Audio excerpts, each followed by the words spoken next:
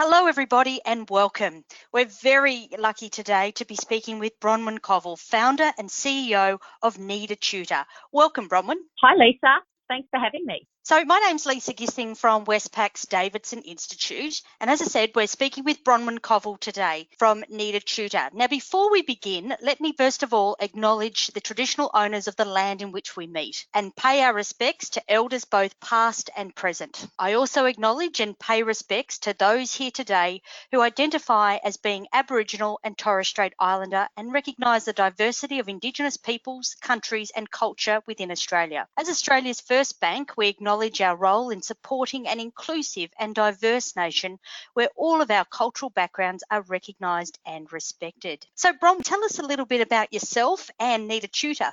Sure. Thanks, Lisa. Once again, thanks for the opportunity to talk to you about the work that we do at Tutor. We started Tutor back in 2018 as an opportunity to provide an accessible way to educate Indigenous and remote children. And the way we do that is by connecting them with tutors and teachers and then hosting online lessons between the two. This is all done through our own proprietary platform. You're probably quite aware, but Indigenous and remote children do experience quite an extreme disadvantage, particularly when it comes to education. There's a chronic lack of resourcing and underfunding, which means many of these children in these remote communities start behind and then continue to stay behind in their education. And this educational gap, as we call it, has a huge impact on their ability to gain employment after school or even to continue on to tertiary studies. So that's what Tutor tries to do, is to find and assign teachers and tutors to Indigenous and remote students, hosting tutoring sessions between the two and using technology and our proprietary platform to do that. We've developed our own technology to access some of these children and to give them provisions to have their online tutor.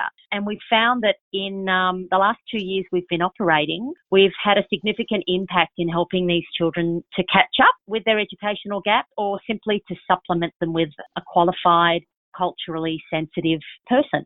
And so how do you go about finding the tutors? Oh, look, we have lots of different avenues. A lot of it is word of mouth. Certainly, we're very invested in our tutors and we do pay them. They're not volunteers, which we value their skills, we value their qualifications, and we value their time. So we do pay them. Sometimes we do put the occasional post up on Facebook on the appropriate group, and we do get a very good response from teachers around the country looking to help disadvantaged and Indigenous kids. So we have a fantastic array of tutors and teachers on our book. How do you report on success in the organisation? Well, success is evidenced through the feedback we receive by the teachers and the schools and anecdotally by the students themselves and their parents. Our modelling has found that the key areas that we're addressing through the program include things like better school attendance, particularly on the days that we have tutoring, which is an interesting anomaly. We're also finding that we close the gap in the education areas like literacy, basic literacy and numeracy, which is often the biggest problem with younger children in the remote communities. And we find that the one-on-one support on a regular basis really helps the child with their confidence, and having that adult mentor and person to talk to on a regular basis ends up forming a very special bond between the tutor and the child. How do you plan for the future? And I guess, how do people find out about your services? Yeah, it's an interesting process that we have. Obviously, our goal is to impact as many children as we can and to find out the best way to contribute to improving their future life outcomes. We believe, and we would love to think that one day we could provide a personal tutor for every child that needs it, particularly Indigenous, remote and disadvantaged children. And in order to do this, though, we need to form partnerships, not just with the students or the school or the community or the teacher. We need funding partners. And that's the only way we can reach as many students as possible. So our work can only be done with the help of organisations that are willing to collaborate with us and also willing to help us to get in touch with these communities and these schools that they perhaps support anyway. We don't receive any government funding or financial support from the government, but we are fortunate to have a lot of interest in a lot of really amazing companies like Westpac and corporate partners and foundations and charities that are doing a really great job on the ground helping these communities, and they see the value in investing in the education of our future generation and trying to address the inequity that we see so prevalent in these remote locations. And so how would a community find out about Need a Tutor and its services? We sometimes go out to different communities and approach them. We've done that in the past with recommendations from teachers or other organisations. But generally what happens is that we will be approached by an organisation that may already have support in a particular community, but perhaps not education, and are looking to maybe extend that support.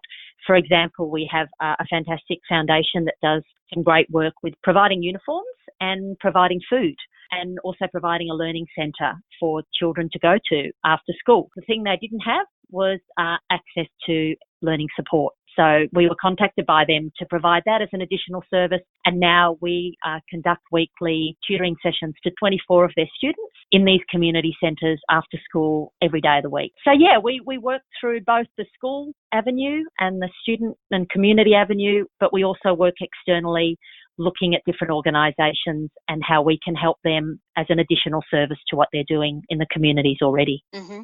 And is it the full range of school kids that you're helping, from sort of prep or kindergarten right through to year 12? That's exactly right, Lisa. We help primary, we help secondary in all areas. It's an individual tutoring plan. So it's not something that is prescriptive, and it's not something that's purely done online as a question and answer. It's geared towards the individual's needs. So the tutor will cater directly for what that child needs.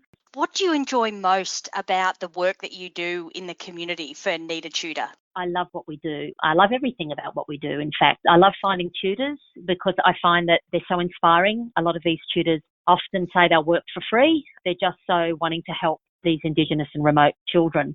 I love hearing the success stories that we get from our wonderful teachers and feedback from parents after sessions. I love hearing about just the connections that these tutors are making with the students after a period of time. Our commitment is paying, I think, huge dividends for the entire community. So we hope to get many more partners on board, allow us to expand into different areas and even more remote areas within Australia. But also we've recently expanded overseas, and we're helping a number of at-risk girls in a very remote province of Cambodia called Prey Veng, and we're providing tutoring to those girls from Australia. So that's been pretty exciting as well. Just as a final piece, if we were talking to other businesses or organisations that work within remote communities or looking to work within remote communities, what would be some of your advice for a successful business within remote communities? You mentioned some of the challenges you have before, but also too, the benefit and the reward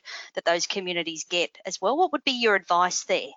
Look, just from my perspective, the biggest challenge that we've come across, which I think everybody's facing, is COVID. What we've found is that the whole pandemic has exposed a huge, enormous digital divide that we knew existed in Indigenous and rural communities. But the forced learning component of COVID has demonstrated something anecdotally that we've known, but the extent of the problem is bigger than we thought. And it's had huge implications on our communities. There are many, many children that we cannot access or could not access without school or a community centre to allow them to get onto the internet. As you might be aware, Lisa, many Indigenous and remote students are without access to the internet in their family homes, or they're unable to afford data, or they don't have a device to work from. And we found that there were households where data was available, but multiple children were trying to share one device. And that led to many of our current students disengaging from learning altogether for a period of 2 to 3 months.